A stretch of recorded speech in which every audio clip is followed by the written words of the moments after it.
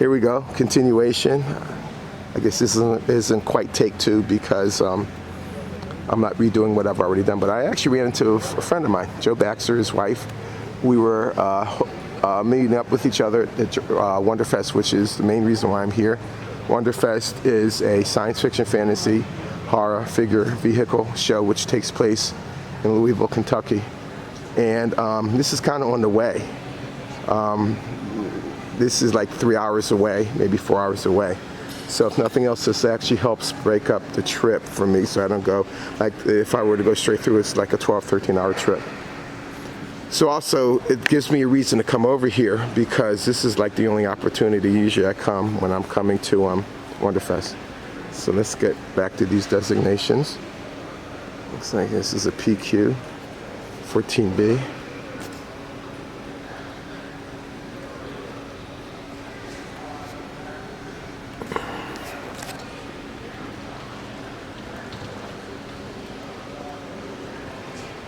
Okay, this is a PT 22. I think they're talking about the thing that's directly above. It's not the thing, the aircraft.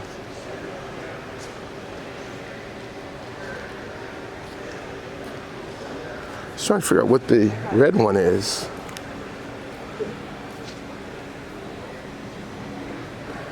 Oh, the red one is the, let me see, yep. The red one is the PQ 14B, which is this guy right here. And this is OQ2A.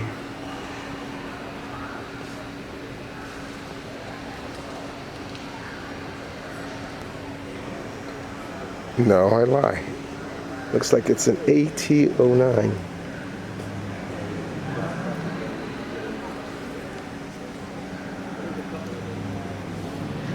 Smelling incense. Let me scan out so you can see it better.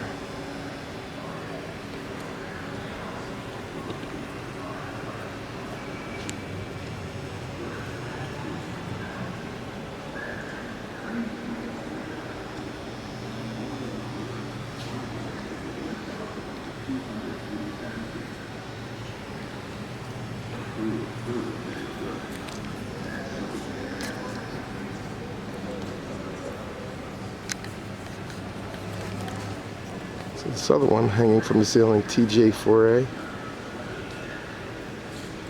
So many different designations. You notice these are US Army. Even though they're planes, they're US Army. Same thing over here, US Army.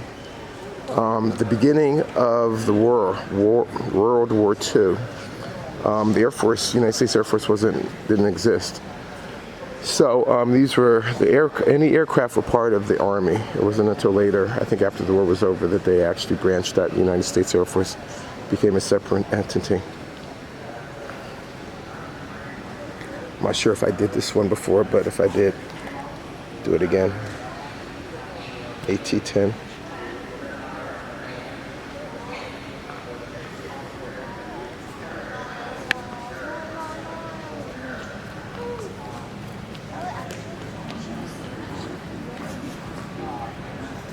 Let's see what this one is. I don't think I hit this one before.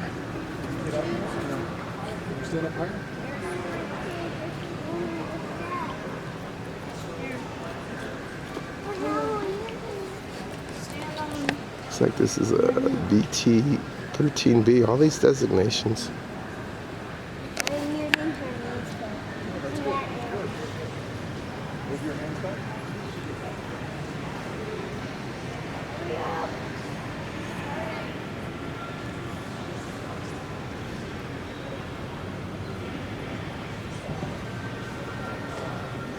Not sure what this, oh, here we go.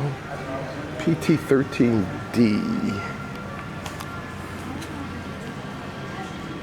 Stearman.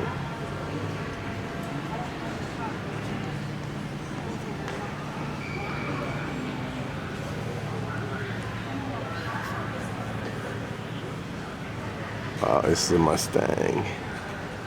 Tuskegee Airman Mustang. You know that because the tails, they painted all their tails red.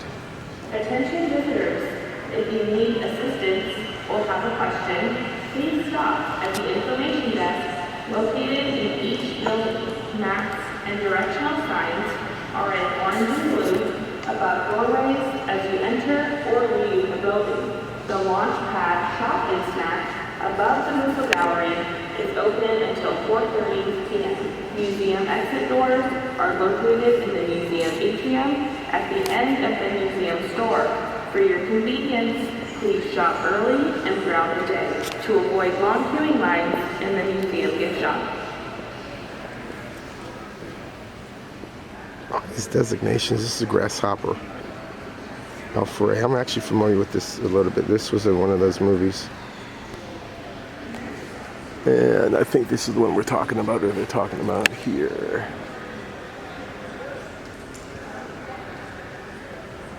This one right here is a bow fighter.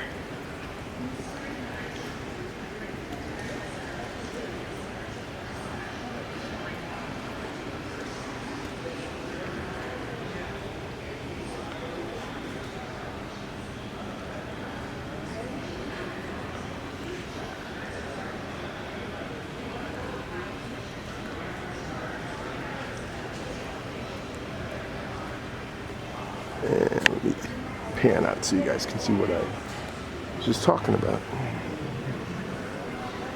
I hope I don't back into anybody.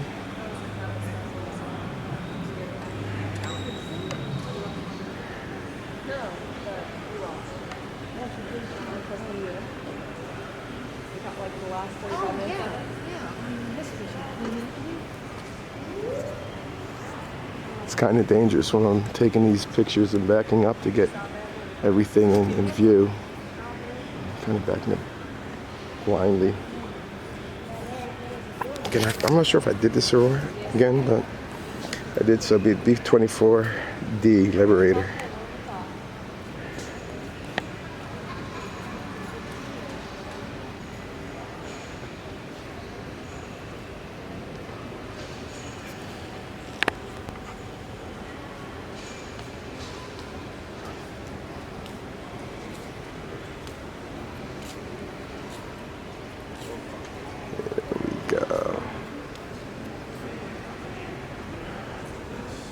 I think this is an Italian plane. Savoy something. I'm looking at the painting scheme. I think that's their emblem as well. Let's see if I'm right. Okay, it's not a Savoy. MC200. I'm not even going to try to pronounce that, but this is Italian.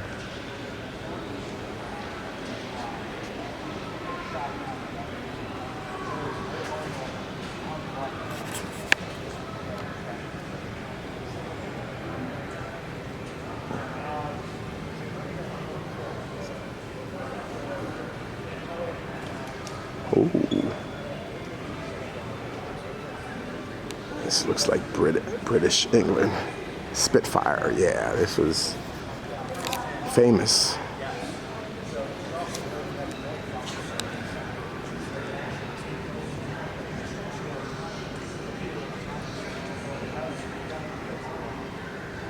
Come on, get focused, you can do it.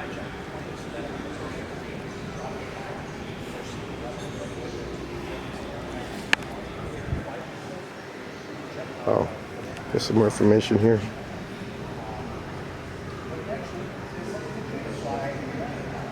Once again, this is one of the things I love, and I guess it's not really unique with this museum, but all of the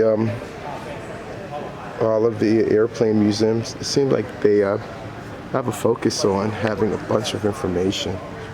So it's not just like they have planes. This is the back of the Liberator.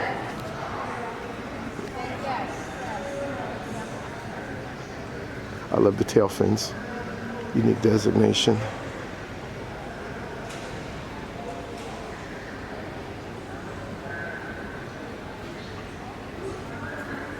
There's the other side of the Spitfire. P-51D Mustang. I think this is one of my favorite World War II planes.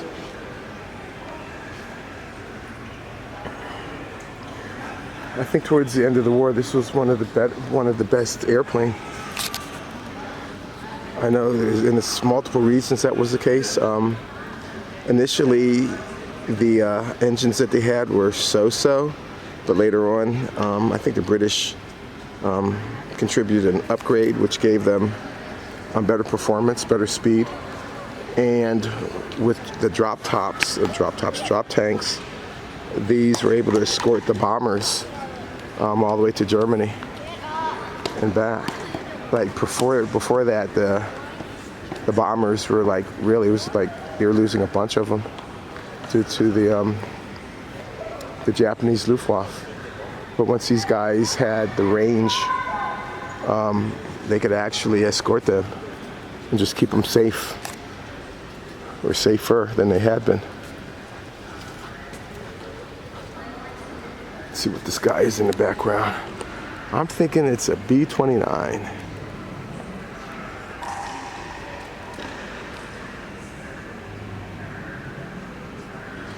I'm pretty sure it is a B-29. Let's get closer and see if I'm right. Oh, here, actually, this is a good picture of the paint scheme I was talking about the Italian fighter.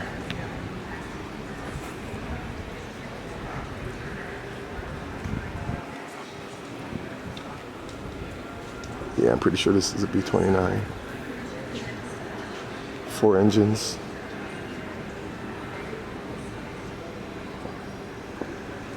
I know there's stories of them losing 2 engines, I'm not sure. Oh, I'm sorry, I was wrong. It's B-17. So I guess I gotta get a demerit. Oh, this is the famous one. It's the Memphis Belle.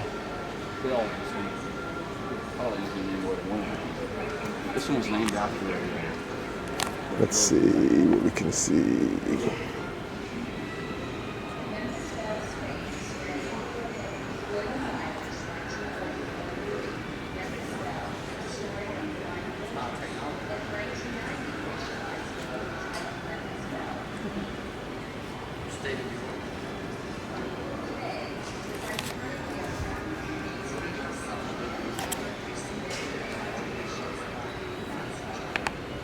This thing is massive. It's huge.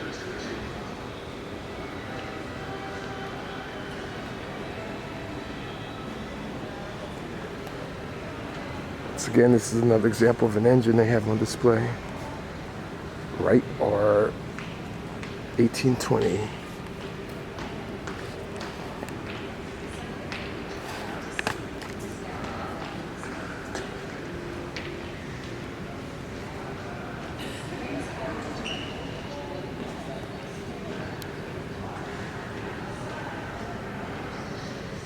.88 flat cannon.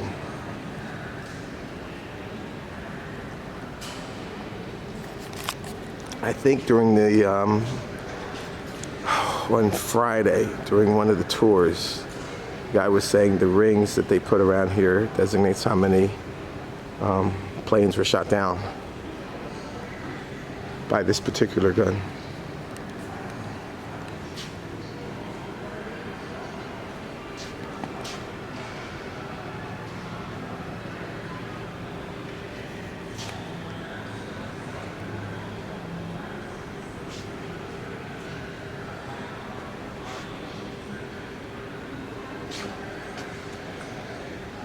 This is interesting. Chart showing the ranges of the German anti-aircraft weapons, USAF, heavy bombers fluid limits of the 88mm cannon's effective ceiling.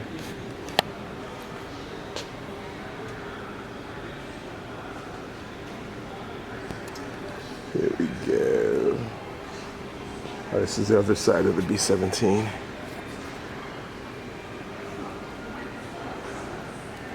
I know they had guns mounted all over this guy.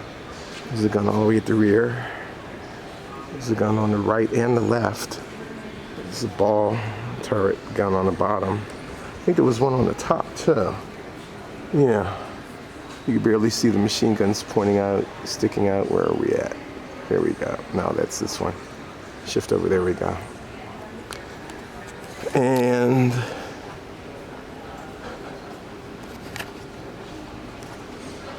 course, there was one up front. So even though this thing was heavily armored, the fact that it's a bomber's big bomber means that it was really slow. So a lot of the more faster, nimbler fighters, it was easier for them to shoot him down because it was slow. Let's see what this is. Is this the Lightning? It has a unique configuration. It actually has two engines mounted on the wings. Lockheed P-38.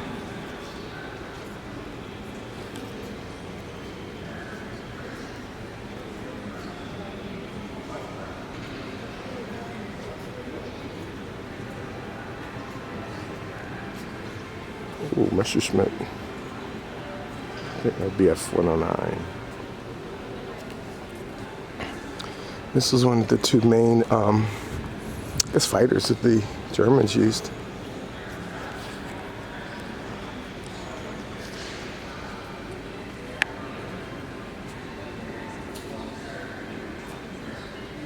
That'd be F-109.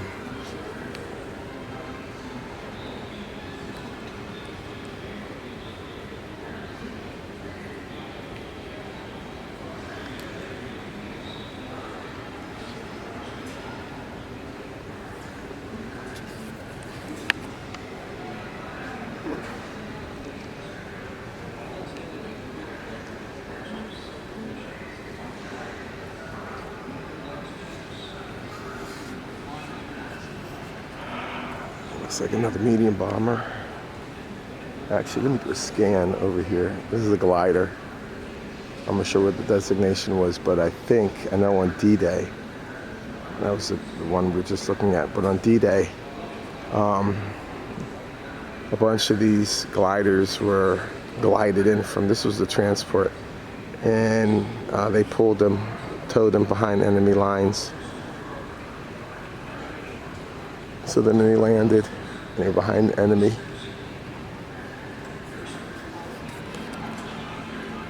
I'm not sure what this is. This is probably early World War II. In fact, it's dual and biplane. B-26, that's what this is.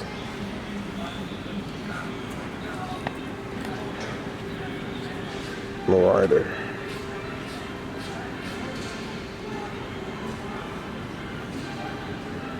Let me pan out so you guys can see this.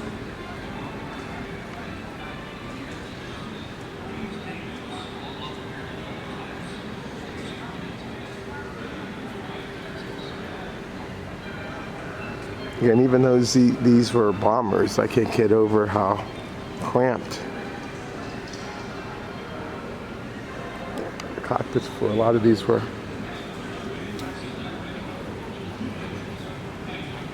Oh, aerial torpedo.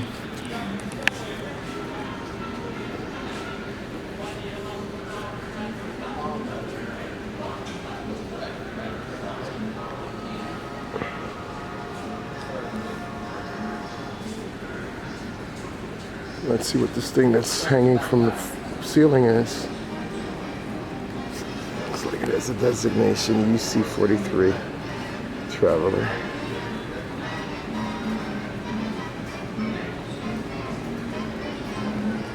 And that's what we're looking at.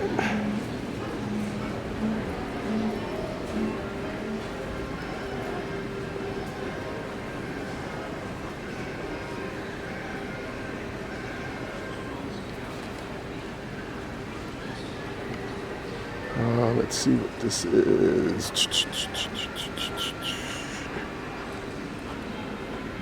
That's not what I'm looking for.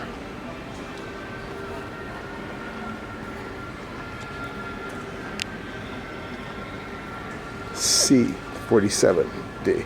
C is for cargo, I think. Skytrain.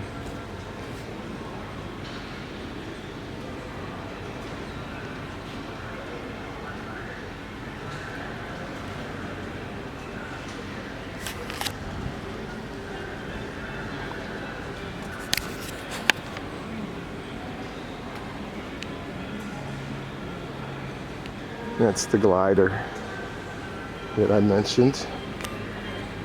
Specific name designation is the CG-4A.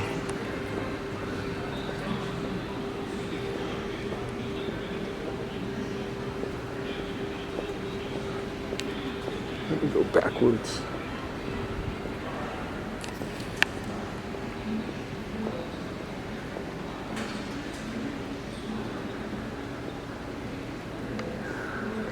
The other side of the the Mustang.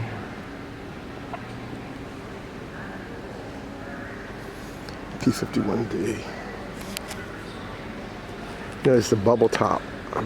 I think that was one of the distinctions of the D variant, and it actually, I think it improved airflow. Again, these are one of the drop tanks that I was talking about, which increased its fuel capacity. All right, here we go, Merlin. This is the engine upgrade that I was talking about, I think. Merlin engine.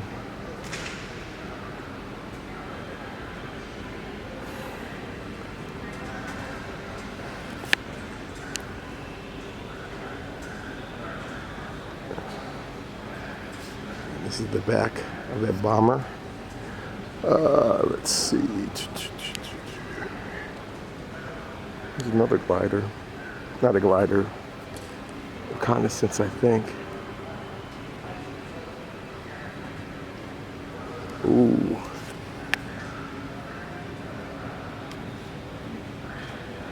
Buzz bomb. It's one of Germany's it's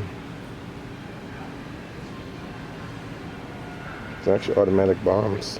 There wasn't any guidance or anything. I think what they did was, it looks like here these were attached to a bomber for air launching, and it says the program was unsuccessful.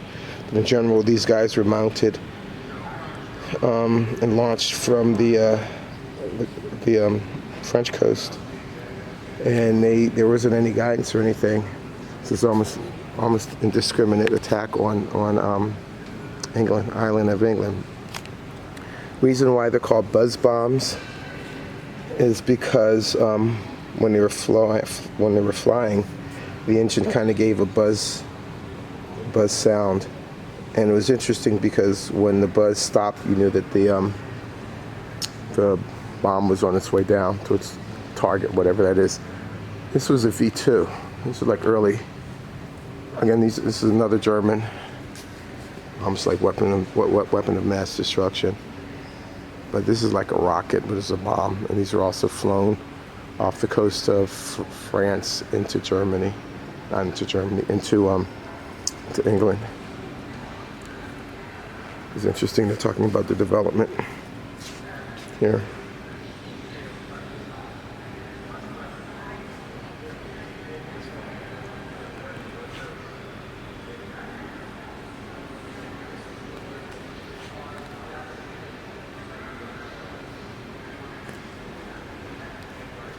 German V weapons, desperate measures. It's kind of accurate. These actually appeared, I think, towards the end of World War II.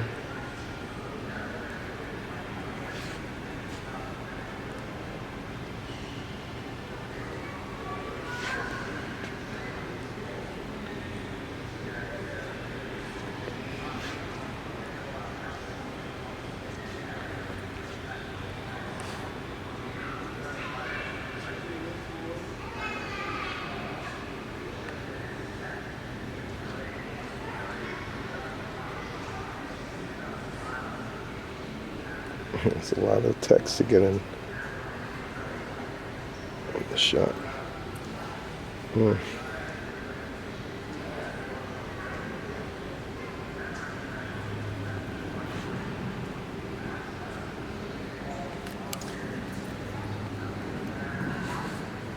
See, this is the other side of the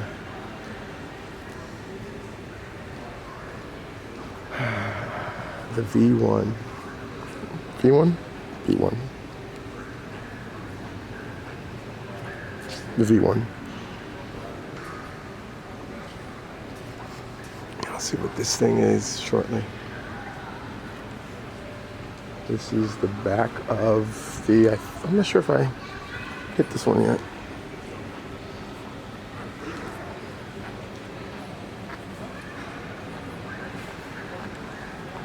No, I didn't. JU 88D-1.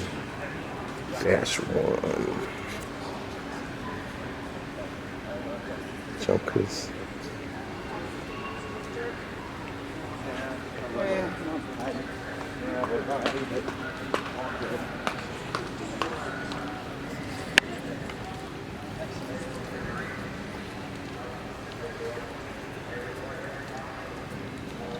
Oh, you all are okay. Well, thanks, appreciate it.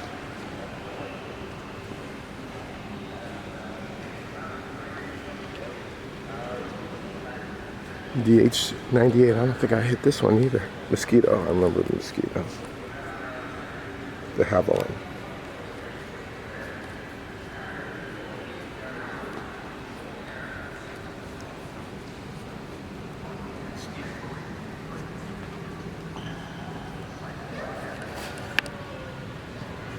Notice the black and white stripes. Those were called invasion stripes during D-Day, which is when the Allies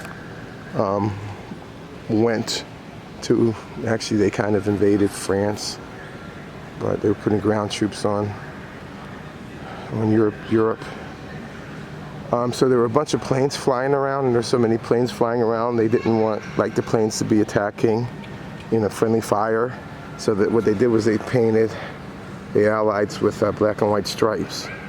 So the idea is that early, if you just glance at it, you could tell it's a friendly. So if it didn't have a stripe on it, and if you're Allied, you'd be looking to shoot it down. I like just this whole designation, this whole configuration of, how they have these things set up. Let's see what this guy is hanging from the ceiling.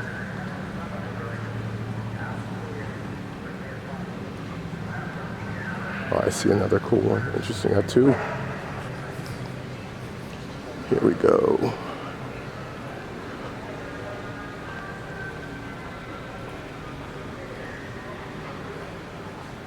This is the D. It's kind of dark here. It looks like UC-64A Norseman. And this is probably a reconnaissance. This one, okay, this is one of the early German jets. Messerschmitt 163B.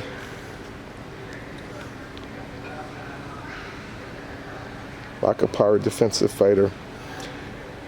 I remember one of the things Hitler was constantly, I don't know if feuding is a good description, but he didn't agree with his military people.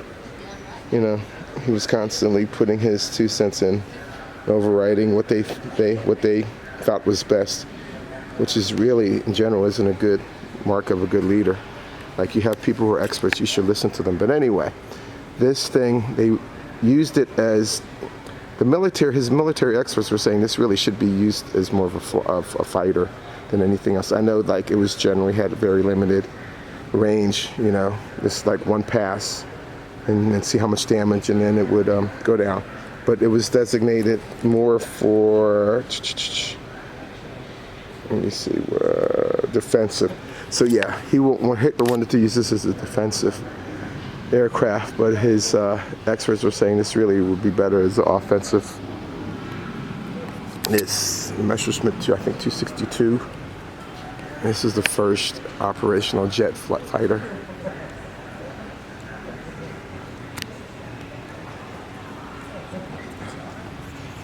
That's the cannon. Let's see, we get the designation. Actually, since I'm going by it, I could just take a picture. 262A. Messerschmitt.